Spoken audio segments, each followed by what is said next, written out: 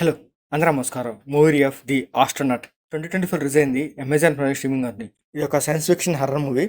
Horror scenes అంతగా ఏం లేవు గానీ, ఈ మూవీలో కొన్ని ఏలియన్ సీన్స్ ఉంటాయి. అవి చూడడం కూడా పర్లేదు బాగానే ఉంటాయి. ఇంకా ఈ మూవీ స్టోరీలోకెళ్తే, ఒక ఆస్ట్రోనట్ క్రాష్ ల్యాండింగ్ అయ్యి భూమి మీదకొస్తది. ఆ స్పేస్ మిషన్‌లో శ్యామ్ ఉంటది. కానీ తను బతికే ఉండదు. తను హాస్పిటల్‌లో జాయిన్ చేస్తారు. తను కొంచెం కోలుకుంటా ఉంటది. ఆ తర్వాత శామ్ వాళ్ళ ఫాదరు శామ్‌ని హాస్పిటల్ నుంచి ఇంటికి తీసుకొస్తారు.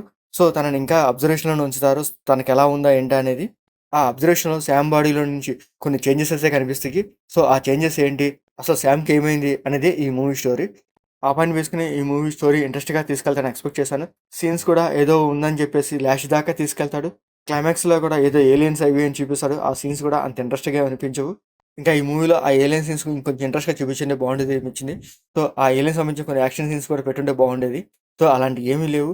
సింపుల్‌గా ఏదో ఏలియన్ చూపిస్తాడు. ఆ ఏలియన్ సీన్స్ కూడా అంత ఎఫెక్టివ్‌గా అయితే ఏమి లేవు. చాలా బోరింగ్‌గా అనిపిస్తాయి సీన్స్ అయితే.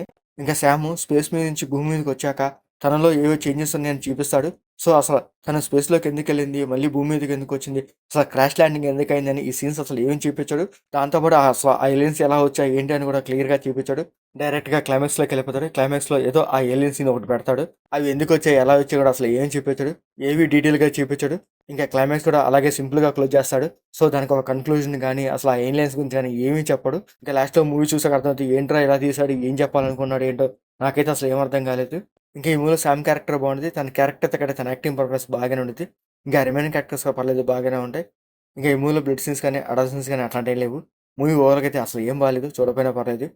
మీకు చూడాలనుకుంటే అమెజాన్ ప్రైమ్ స్ట్రీమింగ్ అవుతుంది. చూడండి. లేకపోతే లీవ్ ఇట్. మీకు మా ఆడియన్స్ లైక్ చేయండి, షేర్ చేయండి, సబ్స్క్రైబ్ చేసుకోండి. Thank you for watching.